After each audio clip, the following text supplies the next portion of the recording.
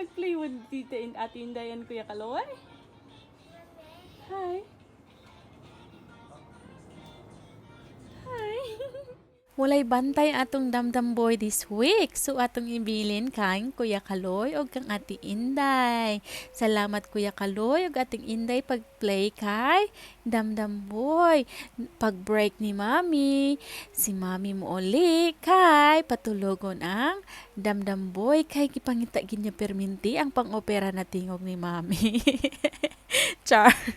Atong sulayan og makatulog bagid ni siya ani nga kanta. Uy, hala, murag epektibo. Tan-awa ra gud o, katulgon naman kaayo o. Hala, oy. Epektibo jud kay akong tingog. I promise, natulog na siya. Good night, Adam. While Mommy is at work, si Adam nakik-play kay Kuya Kaloy o kang Ate Inday. Tapos, after sa work ni Mommy, si Adam nagkuyog ni Anto sa market kay mag palit og oil. Pero nakahapit siya, nangita siya apple daw ko no. Nangita siya apple.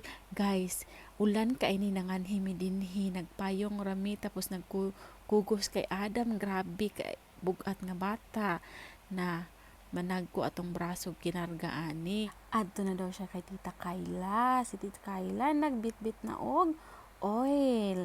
Okay, before matulog, si Adam mag flashcard og transportation. Are you ready? What is this? Huh? Bus. This one. Truck. This one. Very good. This one. This one. Bicycle. This one. Trishaw. Boat. This one. School bus. Very good. Boat. Van. This one. Tank.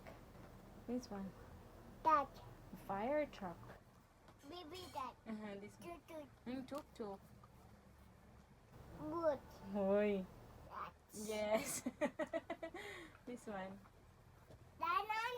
Ambulance. Yes. This one. No, this one. Truck. This one. Car.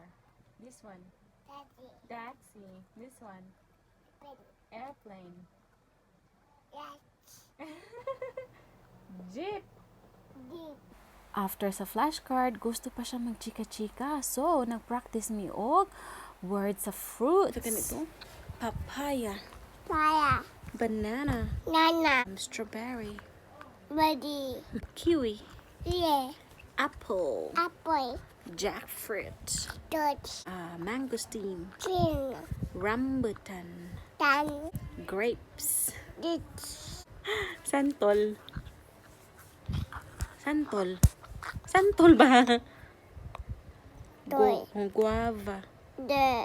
Guava. Rose apple.